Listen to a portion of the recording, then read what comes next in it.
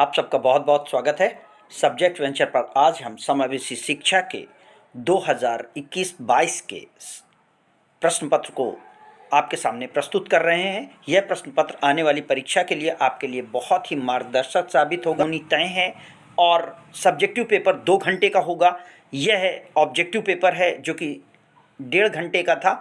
Subjective paper में अब 3 घंटे का प्रश्न पत्र न होकर के 2 घंटे का होगा, इसलिए प्रश्न पत्र कम होने की उम्मीद है। और संभावित यह भी है कि कुछ प्रश्न एक सेंटेंस के या एक अंक के हों, जिन्हें लघु उत्तरीय प्रश्नों के तौर पर पूछा जाता है। उसके लिए यह प्रश्न पत्र एक सहायक निर्देशन के रूप में देख सकते हैं। तो आइए, पेपर एग्जामिनेशन मार्च अप्रैल 2021-22 inclusive education, time hours 30 minute, maximum marks 100। निर्देशों को ढंग से देख लें। यहाँ पे लिखा है कि परीक्षार्थी अपने अनुक्रमांक, विषय और प्रश्न पुस्तिका का सीरीज विवरण यथास्थान भरें और इसमें किसी भी तरीके की लापरवाही के लिए स्वयं जिम्मेदार होंगे। प्रश्न पत्र में 100 प्रश्न हैं, 75 प्रश्न के उत्तर आपको देने हैं और हर एक प्रश्न के 4 वैकल्पिक विकल्प हैं। एक ही प्रश्न का उत्तर सही है, इसलिए उचित उत्तर को आपको ओमार शीट में भरना है। काले और नीले बॉल पॉइंट पेन से भरना है, ये याद रखना है। प्रत्येक प्रश्न के अंक समान हैं, जितने प्रश्न के उत्तर सही होंगे उसी के अनुसार अंक प्रदान किए जाएंगे। ओमार पत्रक पर ही उत्तर दिए जाने हैं, अन्यथा दिया हुआ उत्तर मान्य नहीं होगा। ओमार पत्रक शीट पर कुछ भी लिखने से पूर्व सामान्य निर्देश पढ़ लिए जाएं।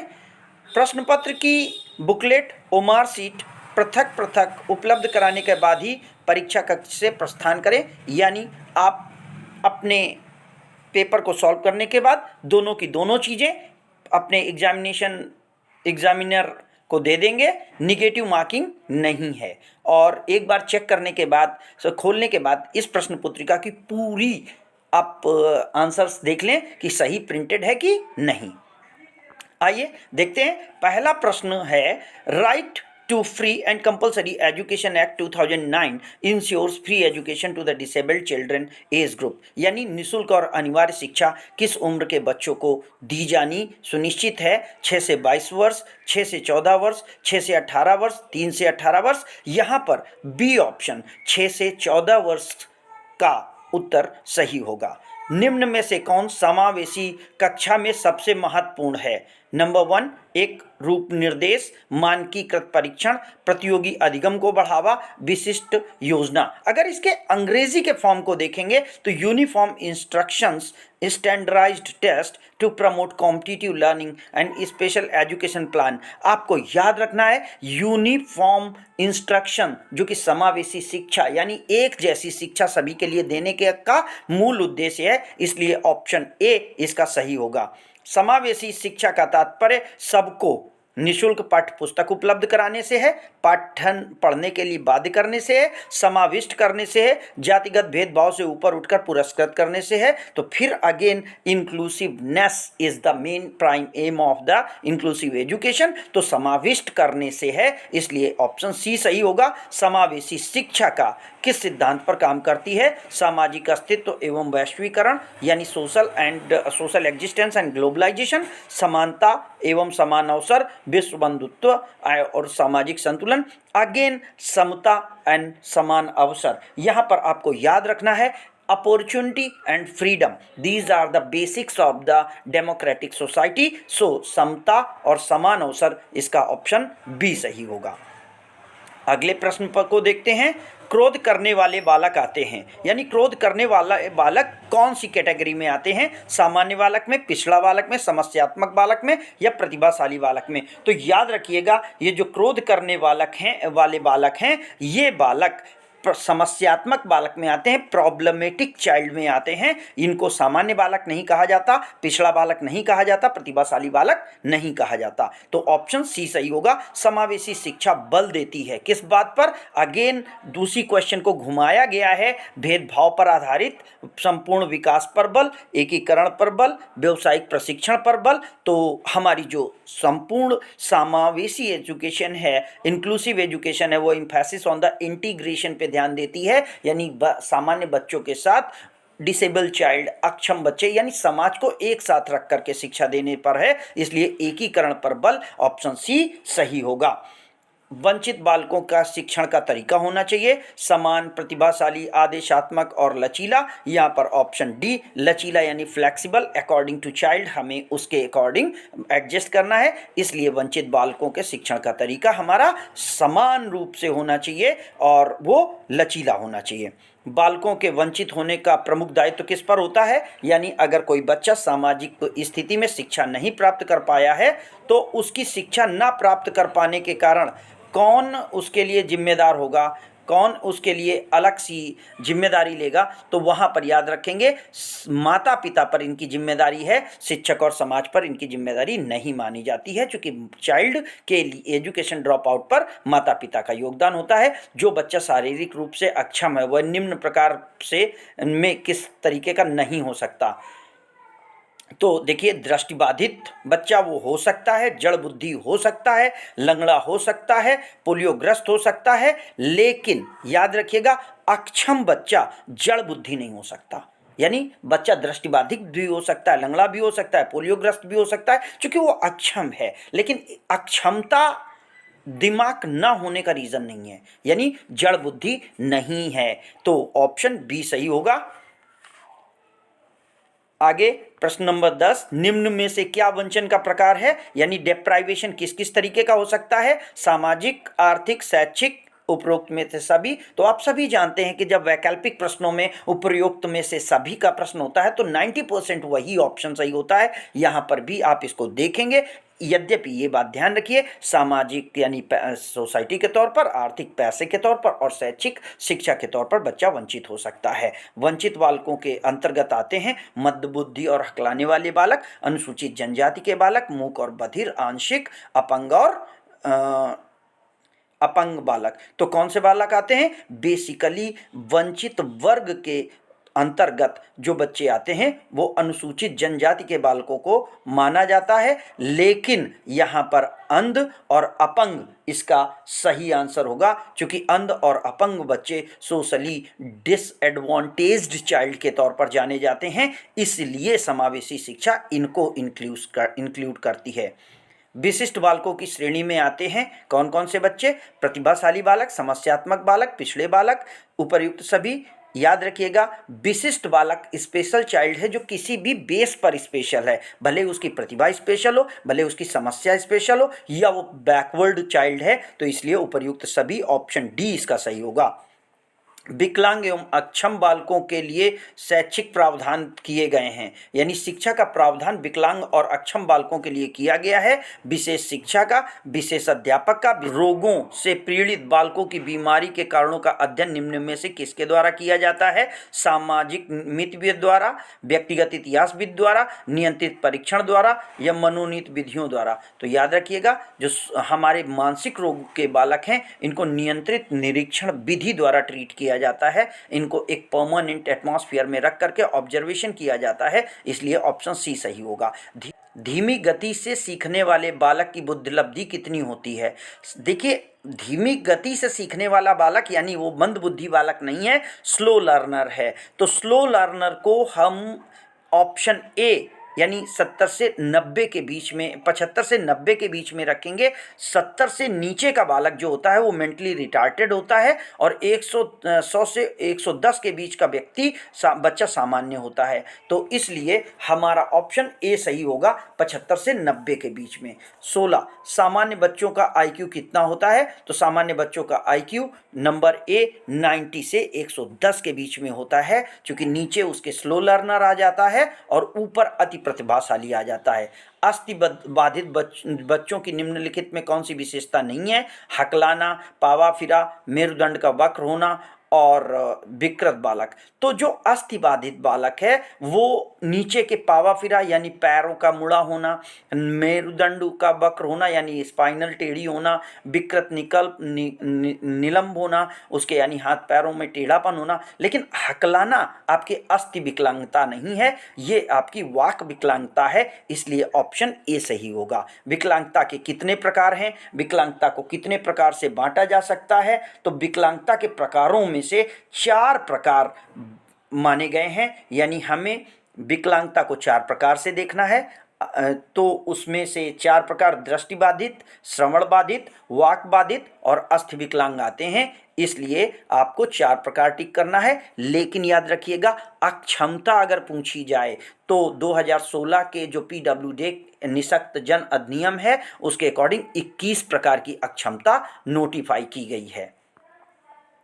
क्रो एंड क्रो ने प्रतिभाशाली बालक के कितने प्रकार बताए हैं, यानी क्रो एंड क्रो के अकॉर्डिंग प्रतिभाशाली बालक कितने तरह का होता है, तो क्रो एंड क्रो के अकॉर्डिंग प्रतिभाशाली बालक 3 तरह का होता है, ये याद रखना है। हस्तशिल्प की शिक्षा किसे दी जानी चाहिए? हस्तशिल्प एक स्पेशल क्वालिटी है, यानी who should be given the training of handicraft, normal child, mentally retarded child, backward child and gifted child. तो याद रखना है आपको, प्रतिभाशाली बालक को हमें हस्तशिल्प की शिक्षा देनी है, क्योंकि यहाँ पे इनोवेशन और क्रिएशन का रोल रहता है। तो प्रतिभाशाली बालक अपने मेंटल एबिलिटी का यूज़ कर सकता है।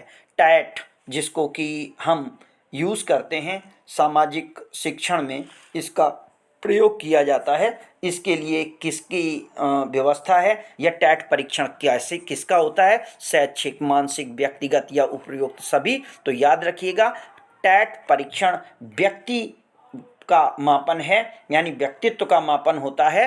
टैट परीक्षण को मॉर्गन और मुरे ने 1935 में डेवलप किया था। इसके अंतर्गत 31 कार्ड होते हैं, जिनमें कि 30 कार्ड पर सफ़ेद और काले कलर से कुछ धब्बे या कुछ स्पष्ट से चित्र बने होते हैं। मैक्सिमम एक टेस्ट में 20 से 21 कार्ड दिखा करके व्यक्ति से उनके बारे में पूछा जाता है। ये टैट परीक्षा होती है, यानी ये हमारा टेस्ट होता है जो व्यक्तित्व का मापन होता है। इसलिए ऑप्शन सी सही होगा। अन्वेषण विधि की खोज किसने की? तो ध्यान रखिएगा, H.E. आर्मस्ट्रॉन्ग को अन्वेषण विधि यानी ह्यूरियोस्टिक अप्रोच के बारे में जाना जाता है, जो कि एक्सपेरिमेंट और इन्वेंशन के लिए प्रयोग की जाती है। दृश्य श्रव्य सहायक सामग्री का प्रकार है। याद रखिएगा, दृश्य श्रव्य का मतलब जो दिखाई दे, सुनाई दे। तो टेप रिकॉर्डर में दिखाई नहीं देता, चलचित्र में दिखाई देता है हमको और सुनाई भी देता है, श्यामपट में दिखाई देता है लेकिन सुनाई नहीं देता। इसलिए ये सभी भी नहीं होगा। यहाँ पे ऑप्शन बी चलचित्र यानी फिल्म्स इसका सही आंसर होगा। कौन सी पद्धति बालकों की पहचान करने की नहीं है? कार्य निष्पादन परीक्षण, कक्षा परीक्षण, नेत्र जांच या दृष्टि परीक्षण, यानी इनमें से कौन सा परीक्षण बच्चों को पहचान नहीं करता है? तो याद रखिएगा, कार्य निष्पादन परीक्षण अचीवमेंट टेस्ट हमें बच्चों के पहचानने की तरीका नहीं बताता। तो ऑप्शन ए सही होगा। एक अक्षम छात्र कक्षा परीक्षा में असफल होता है तो इसका कारण कौन होता है? छात्र स्वयं होता है, पाठचर्या या शिक्षण विधियां? तीनों की तीनों चीजें रिस्पॉन्सिबल हो सकती हैं। पाठचर्या भी अगर अनुकूल नहीं है तो वो रिस्पॉन्सिबल होगी, छात्र ने अगर अपनी वर्किंग नहीं की है तो वो रिस्पॉन्सिबल भी हो सकता है, और शिक्षण विधियां। तो इसलिए ऑल ऑफ द अबव सही ऑप्शन होगा। समावेशी कक्षा कक्ष में अवरोधी चर हैं, यानी कौन सी चीजें हैं जो कक्षा कक्ष में प्रॉब्लम कर सकती हैं वेरिएबल्स लाने में या उनको एक साथ रखने में? तो शिक्षण प्रणालियां, टीचिंग टेक्निक्स, विषय वस्तु, सहायक साधन या ये सभी। तो यहाँ पर भी हमें ये सभी टिक करना है, क्योंकि ये तीनों की तीनों चीज़ें अगर सही से सही नहीं अरेंज की जाएंगी तो बच्चे के डेवलपमेंट में पार्ट नहीं लेने देंगी, यानी बच्चे को प्रॉब्लम आएगी। अवरोधी चर का मतलब वही समस्याएं जो समावेशी कक्षा में सामने आती हैं।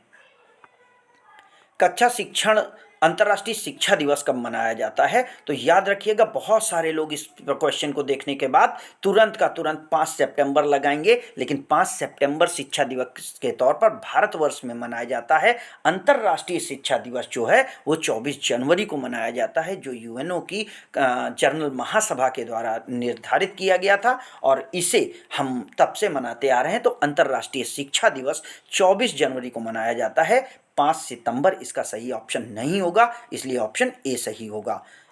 राष्ट्रीय शिक्षा नीति 2020 के तहत स्कूली शिक्षा को कितने स्तर भागों में बांटा गया है? तो याद रखेंगे 2020 की नई शिक्षा नीति के तहत शिक्षा के स्तरों को 4 भागों में बांटा गया है। इनमें से 1 से 3 का पहला स्तर है, 3 से 5 का दूसरा स्तर है, 6 से 8 का तीसरा स्तर है और 8 से 12 की कक्षा का चौथा स्तर है। इनकी एज ग्रुप भी बताई गई है। 1 से 3 के लिए बच्चा 3 से 6 साल का होगा, 3 से 5 में बच्चा 6 से 8 साल का होगा, 6 से 8 के लिए बच्चा 8 से 10 साल का होगा, और 8 से 12 साल की कक्षा के लिए बच्चा 10 से 14 साल का होगा। तो इस तरीके से अब नई शिक्षा नीति 3 वर्ष से लेकर के 14 वर्ष तक बच्चों की शिक्षा को प्रभावित करेगी या प्रोवाइड कराएगी। राष्ट्रीय साक्षरता मिशन की शुरुआत कब की गई? तो राष्ट्रीय साक्षरता मिशन की शुरुआत 1988 में की गई, इसलिए ऑप्शन सी सही होगा। मानव संसाधन विकास मंत्रालय का नाम बदल करके क्या हो गया है? वित्त मंत्रालय, रक्षा मंत्रालय, शिक्षा मंत्रालय, या इनमें से कोई नहीं।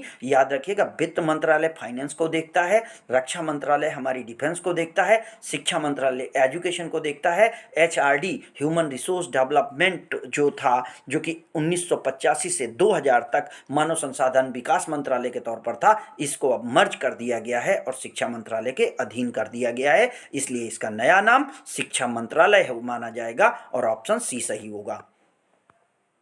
राष्ट्रीय शिक्षा परिषद NCT, ये याद रखिएगा, NCT जो है इसकी स्थापना 1973 में हुई है। 1993 में इसको संवैधानिक दर्जा प्रदान किया गया है।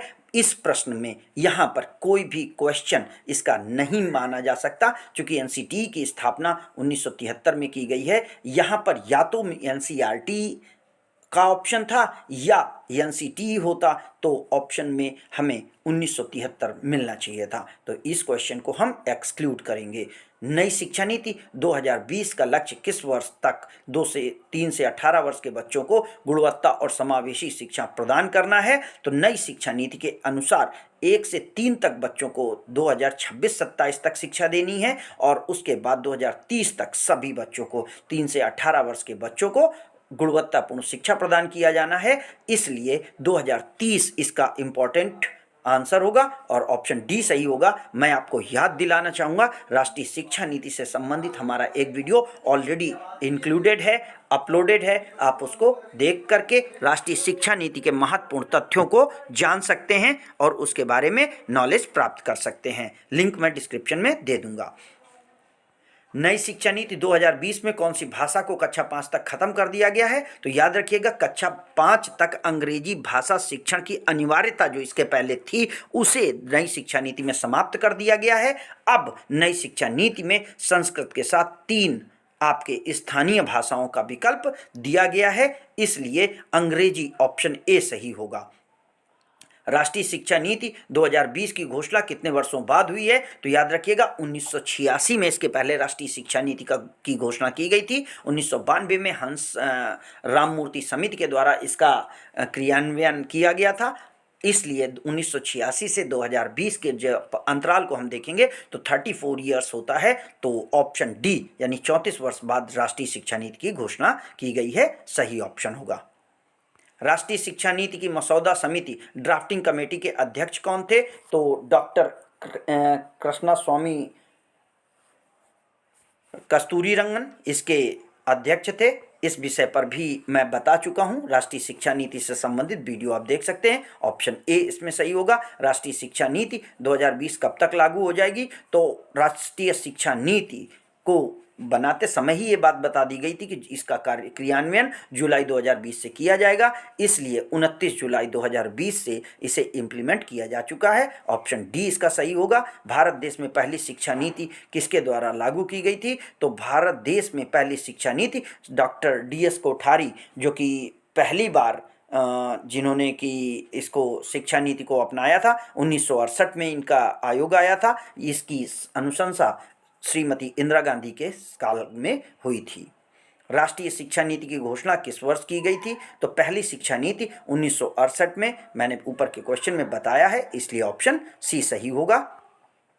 RTE अधिनियम 2009 में कुल कितने अध्याय हैं? तो RTE अधिनियम में आपको याद रखना है कि जो अध्याय हैं वो 7 अध्याय हैं। RTE एक्ट में 38 अनुच्छेद हैं या सेक्शन हैं, और RTE एक्ट 2009 में लागू हुआ है। शिक्षा अधिकार अधिनियम कब लागू हुआ है? तो शिक्षा अधिकार अधिनियम लागू होने के लिए पहले ही हम बात कर चुके हैं कि शिक्षा अधिकार अधिनियम को लागू जब किया गया है, ये 1 अप्रैल 2010 यानी ऑप्शन सी सही होगा में लागू हुआ है। ब्रेल लिपि का आविष्कार कब हुआ था?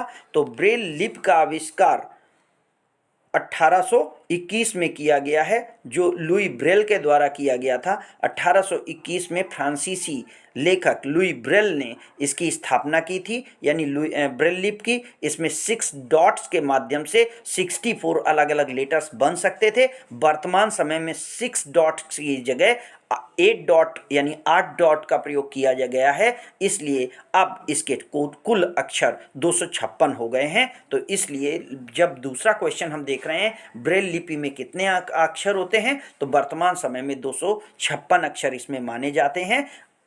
अगर पूछा जाए कि प्रारंभिक तौर पर ब्रेल लिपि में कितने अक्षर थे, तो ऑप्शन 64 इसका सही आंसर होगा। फिर ब्रेल लिपि का आविष्कार किसने किया? ऑप्शन बी, लुई ब्रेल ने किया। श्रवण दोष से ग्रसित बच्चों में दोष हो सकता है, कान के अंदर, कान के बाहर, कान के मध्य, ये तीनों जगह पर कहीं पर भी हो सकता है, इसलिए इसका ऑप्शन उपर्युक्त तीनों सही होगा। मानसिक मंदिता की परिभाषा किसने दी थी? तो मानसिक मंदता को सबसे पहले थॉर्नडाइक महोदय ने डिफाइन किया था, क्योंकि थॉर्नडाइक ने ही सीखने के सिद्धांत डेवलप किए थे, तो वहाँ पर ऑप्शन डी सही होगा। विकलांग बच्चों को शिक्षित करना क्या है? हमारे विकलांग बच्चों को शिक्षित करना एक सामाजिक कर्तव्य है, इसलिए ऑप्शन डी सही होगा। इसको धन की बर्बादी, व्यर्थ का कार्य, घाटे का सौदा कहा जाना अपनी स्वार्थपरता होगी, इसलिए ऑप्शन डी सही है।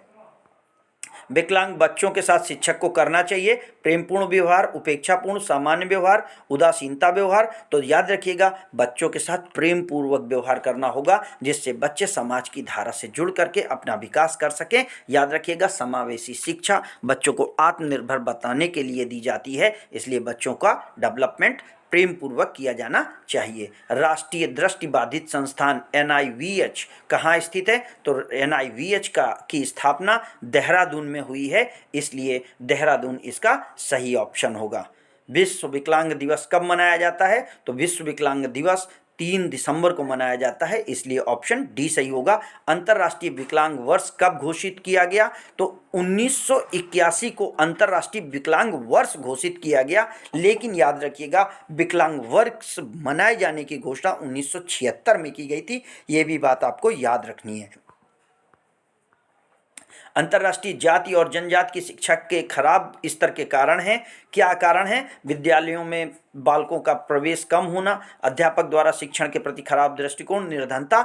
यहाँ पर तीनों ऑप्शन सही हैं, इसलिए उपरोक्त सभी सही होगा। समावेशी शिक्षा को मुख्यतः कितने भागों में बांटा गया है? तो ये बात आप याद रखिएगा कि समावेशी शिक्षा को 4 पार्टों में बांटा गया है, जिसमें प्रेजेंस उपस्थिति, पार्टिसिपेशन यानी सहयोग करना, अचीवमेंट उपलब्धि और सपोर्ट, ये 4 पार्ट समावेशी शिक्षा के हैं। अनुच्छेद 25 के तहत विकलांग हर व्यक्ति विकलांग की गारंटी देता है, तो संविधान 25 के अनुसार हर व्यक्ति को धर्म की स्वतंत्रता का अधिकार देता है, इसलिए सभी का ऑप्शन गलत होगा। ऑप्शन ए, धर्म की स्वतंत्रता का अधिकार सही होगा। समावेशी कक्षा शिक्षण में कौन सा ऐसा उपकरण है?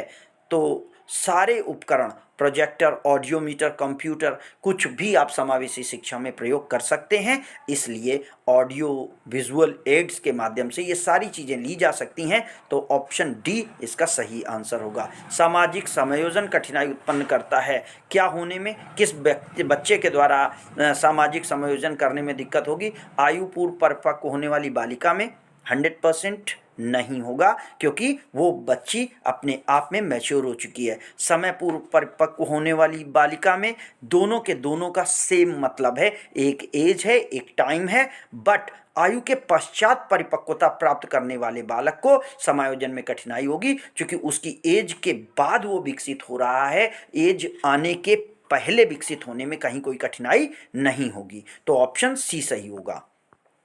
समावेशी शिक्षा में सहकर्मी के रूप में सहायक होते हैं। कौन सहकर्मी के रूप में सहायक हो सकते हैं? सहयोगी के रूप में, आदर्श के रूप में, एक रणनीति के रूप में, तो हो सकता है इनमें सभी के रूप में समावेशी शिक्षा के रूप में सहयोगी हो सकते हैं। मलिन बस्तियों में बच्चों की शैक्षिक समस्याएं हैं, क्या हैं? निर्धनता, शिक्षा का वातावरण का अभाव, जागरूकता का अभाव, ये तीनों की तीनों चीज़ें हमारे मलिन बस्तियों में पाई जाती हैं, इसलिए ऑप्शन डी सही होगा। संविधान की 45वीं धारा में शिक्षा प्राप्त करना अनिवार्य है, क्या कौन सी शिक्षा?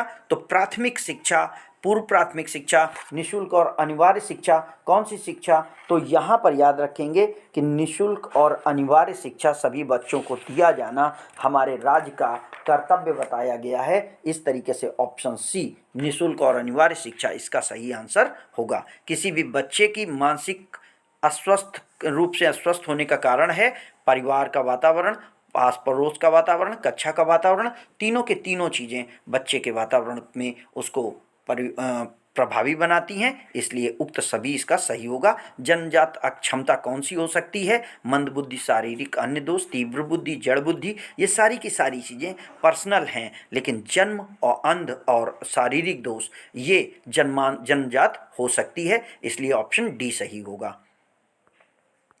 शिक्षण की तरह निर्देशन एक विकास की प्रक्रिया माना जाता है। तो विकास की प्रक्रिया में निर्देशन किस तरीके की चीज़ें मानी जाती हैं? जो उसे आगे बढ़ाने का प्रयोग करती हैं। तो शिक्षण में निर्देशन की अवस्था मानी जाती है, और ये हमें बचपन में या वृद्धावस्था, मरण किस पे आगे बढ़ाती हैं? तो जीवन को आगे बढ़ाने के लिए शिक्षण एक निर्देशन विकास की प्रक्रिया मानी जाती है। समावेशी शिक्षा की व्यवस्था की जाती है किसके लिए? सभी प्रकार के बालकों के लिए, यानी दोनों प्रकार के बालकों के लिए समावेशी शिक्षा की व्यवस्था की जाती है।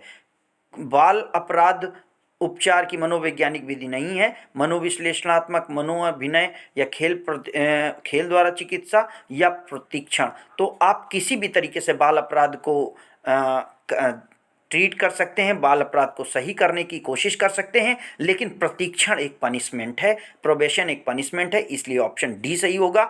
वंचित बालकों के शिक्षण का तरीका होना चाहिए कैसा? समान, प्रतिभाशाली, आदेशात्मक या लचीला। तो जो वंचित बच्चे हैं, वंचित बच्चों के लिए हमेशा याद रखिएगा लचीला तरीका अपनाया जाना चाहिए, ऑप्शन डी सही होगा। पिछड़े बालक की शिक्षा के रूप में कौन सी बातें सम्मिलित की जानी चाहिए? कक्षा में विशिष्ट कक्षाओं की व्यवस्थाएं की जाए, विशेष शिक्षण विधियां, विशेष पाठ्यक्रम की भी व्यवस्था की जाए। ये सारी की सारी चीज़ें एक विशेष बच्चे की, इस वंचित बच्चे के लिए की जानी चाहिए, इसलिए ऑप्शन डी सही होगा।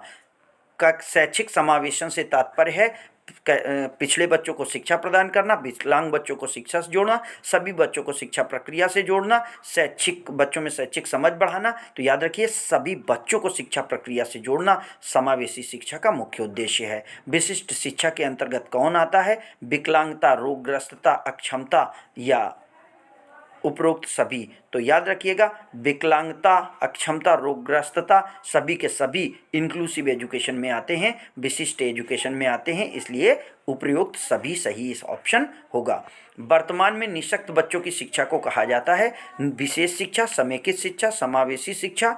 तो समेकित शिक्षा जो है वो इंटीग्रेटेड होती है, समावेशी आपकी इंक्लूसिव होती है। तो समावेशी शिक्षा इसके लिए विशेष शिक्षा के रूप में जानी जाएगी। तो समावेशी शिक्षा ऑप्शन सी सही होगा। विशिष्ट बालक वह है जो किसी एक अथवा कई गुणों की दृष्टि से सामान्य बालक से पर्याप्त भिन्न होता है। तो यहाँ पर ये जो डिफिनीशन है ये क्रो एंड क्रो की है, क्योंकि उन्होंने विशेष बालक की विशेषता को अपनी परिभाषा के तहत बताया है। राष्ट्रीय शिक्षा नीति को लागू करने वाला कौन सा राज्य पहला भारत का पहला राज्य है? तो राष्ट्रीय शिक्षा नीति 2020 को लागू करने वाला पहला राज्य कर्नाटक है। प्रश्न, स्कूल में पाठ्यक्रम 10+2 पैटर्न के स्थान पर अब कौन सा पैटर्न होगा? तो अब याद रखिएगा 10+2 की जगह पर 5+3+3+4 का पैटर्न फॉलो किया जा रहा है, इसलिए ऑप्शन ए सही ऑप्शन होगा। निम्नलिखित में कौन सा राज्य सुविधाएं वंचित बालकों को देनी चाहिए, यानी कौन सी सुविधाएं वंचित बालकों को दी जाए? पाठ्य पुस्तकें प्रदान करना, छात्रवृत्तियां प्रदान करना, निःशुल्क शिक्षा, ये तीनों की तीनों बच्चों के मध्य शिक्षा के बढ़ावा देने के लिए बहुत आवश्यक है, इसलिए उपर्युक्त तीनों इसमें सही होगा। अस्थिबाधिता यानी बोन इनकैपेबिलिटी, ऑर्थोपेडिक हैंडीकैप्टीनेस किस तरीके से आती है? तो ये जन्मजात भी हो सकती है, दुर्घटना भी हो सकती है, बीमारी भी हो सकती है, इसलिए उपरोक्त सभी सही होगा। जुवेनाइल डेलिक्वेंसीज के लेखक कौन है? यहाँ पर मैं क्लियर कर देना चाहूँगा कि जुवेनाइल डेलिक्वेंसीज के जो लेखक हैं वो लेखक दूसरे लेखक हैं। यहाँ पर जो लेखक दिए गए हैं ये बहुत प्रचलित लेखकों में नहीं है। तो डोनाल्ड जे शूमेकर जो हैं वो जुवेनाइल डेलिक्वेंसी पुस्तक के लेखक हैं। यहाँ पर टप्पन उनका सही ऑप्शन हो सकता है, चूंकि कहीं कहीं पर टप्पन का जिक्र आया है। राष्ट्रीय शिक्षा नीति 1986 के एक्शन प्रोग्राम की समीक्षा की गई थी, किसके द्वारा, यानी 1986 को लागू करने के लिए कौन सा प्रोग्राम लागू किया गया था, तो शिक्षकों के लिए राष्ट्रीय उद्योग, यशपाल कमेटी, राममूर्ति समिति, हंसा मेहता कमेटी। तो राममूर्ति समिति जो 1992 में बनी थी उसके द्वारा एक्शन प्रोग्राम तैयार किया गया था, इसलिए ऑप्शन सी सही होगा।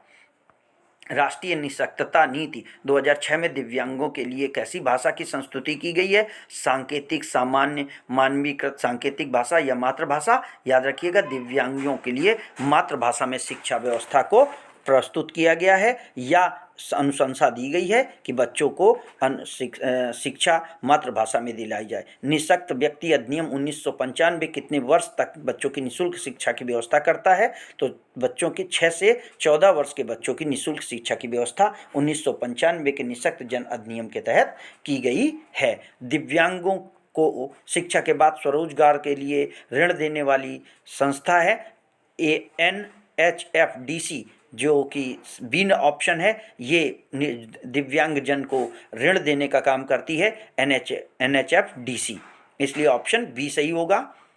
निःशक्तता राष्ट्रीय नीति 2006 में दिव्यांगों को उच्च शिक्षा में कितने प्रतिशत आरक्षण देने की बात करी गई है, तो याद रखिएगा, उच्च शिक्षा में 2006 के तहत दिव्यांगों को 5% आरक्षण देने की बात कही गई है, इसलिए ऑप्शन ए सही होगा। राष्ट्रीय अनुसूचित जाति और जनजाति के शिक्षक के लिए कौन सी लाभकारी योजनाएं हैं, आंगनवाड़ी केंद्र का बनाया जाना, सर्व शिक्षा अभियान, मिड डे मील, ये तीनों की तीनों जो प्रोविजंस हैं ये बच्चों के डेवलपमेंट के लिए किए गए हैं, इसलिए ऑप्शन डी सही होगा। संविधान में किस अनुच्छेद को मौलिक अधिकार माना गया है, तो ऑप्शन 21A जो कि एक गरिमा में जीवन का अधिकार है, उसे शिक्षा के लिए उपयोगी मौलिक अधिकार माना गया है, उसके तहत निःशुल्क और अनिवार्य शिक्षा हर बच्चे का अधिकार है।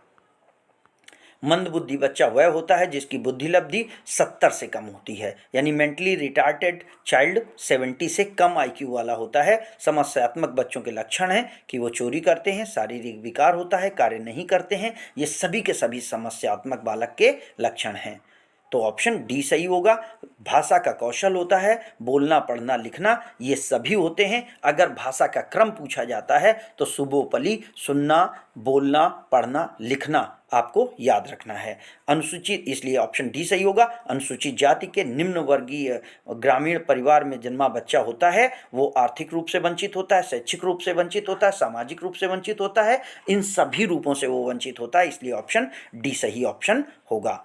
बच्चों में चोरी करने की आदत को दूर किया जा सकता है, कैसे दूर कर सकते हैं, प्रताड़ना देकर, उदाहरण देकर, पारितोषिक देकर के या सजा देकर के। तो याद रखिएगा, उन बच्चों को जो कि चोरी करने की आदत को आपको दूर करना है, उन्हें सजा भी नहीं देनी है, ना प्रताड़ना देनी है, हमें उन्हें उदाहरण देकर, अच्छे बच्चों के एग्जाम्पल्स देकर के दूर करने की कोशिश करनी है। विशिष्ट शिक्षा की व्यवस्था की जाती है प्रतिभाशाली बालकों के लिए, बाधितों के लिए, असमर्थ बालकों के लिए। क्योंकि स्पेशल एजुकेशन की बात की गई है, इसलिए ये असमर्थ बालकों के लिए और इन सभी के लिए हो सकती है, इसलिए ऑप्शन डी सही होगा। विशिष्ट शिक्षा में पाठ्यक्रम की रचना की जाती है उद्देश्य के आधार पर, छात्रों के स्तर के आधार पर, कक्षा के स्तर के आधार पर, शिक्षण विधियों के आधार पर नहीं, पाठ्यक्रम की रचना उद्देश्य के आधार पर की जाती है केवल, ऑप्शन ए सही होगा। छात्रों के स्तर के आधार पर शिक्षण विधि का चयन किया जाता है, कक्षा के स्तर के आधार पर शिक्षण विधि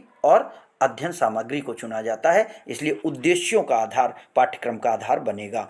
अक्षम विद्यार्थी कक्षा के प्रबंधन के रूप में किस तरह से शिक्षक का महत्वपूर्ण होता है, विशेष शिक्षा, अनुभवी शिक्षा, परामर्शी शिक्षक, ये तीनों की तीनों क्वालिटी एक शिक्षक में होनी चाहिए ताकि वह समावेशी शिक्षा और विशेष एजुकेशन को प्रोवाइड करा सके।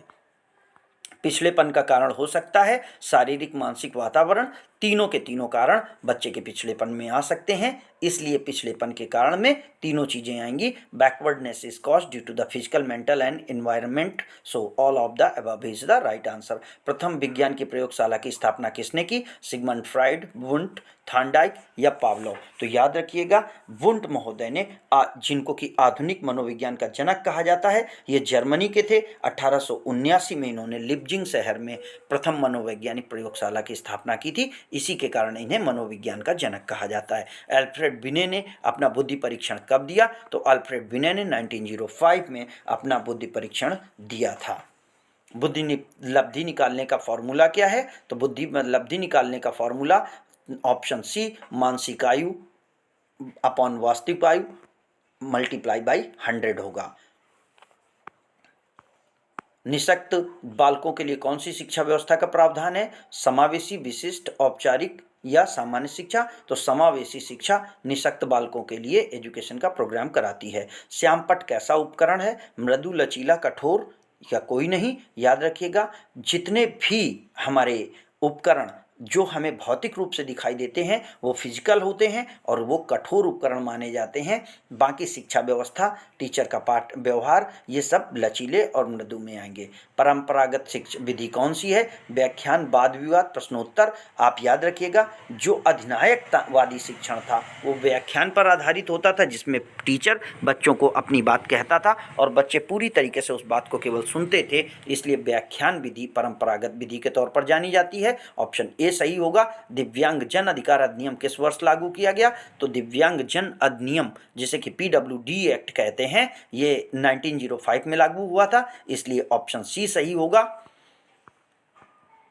बालक के मानसिक स्वास्थ्य के लिए पाठ्यक्रम कैसा होना चाहिए? अंततः सरल, अत्यधिक बोझिल, क्षमताओं के अनुकूल, रुचि के अनुकूल। तो याद रखिएगा, पाठ्यक्रम मानसिक स्वास्थ्य के विकास के लिए क्षमताओं के अनुकूल बनाया जाए, जिससे कि वो अकॉर्डिंग टू कैपेसिटी उसको अडॉप्ट कर सकें। ब्रेल लिपि का प्रयोग किस प्रकार के विकलांग बच्चों की शिक्षा के लिए किया जाता है? याद रखिएगा, ब्रेल लिपि डॉट्स आधारित अक्षर बनाने या संख्या बनाने पर आधारित है, इसलिए यह अंधे बालकों के लिए उपयुक्त की जाती है। इसमें विकलांग बालक भी हो सकता था, लेकिन श्रवण दोष युक्त बालकों के लिए ऐसा नहीं है, इसलिए अंधे बालकों के लिए इसे उपयुक्त माना जाता है। ऑप्शन बी सही होगा। वो बालक जो शैक्षिक रूप से पिछड़े हैं उनके विषय में सत्य क्या है? वह घर और समाज में पिछड़ा है, मानसिक रूप से पिछड़ा है, पढ़ाई में पिछड़ा है। तो याद रखिएगा, जो बालक शैक्षिक रूप से पिछड़े हैं वो बालक केवल पढ़ाई में पिछड़े हैं, इसलिए उनको हम ऑप्शन सी में रखेंगे। घर और समाज की शैक्षिक ये जो हैं ये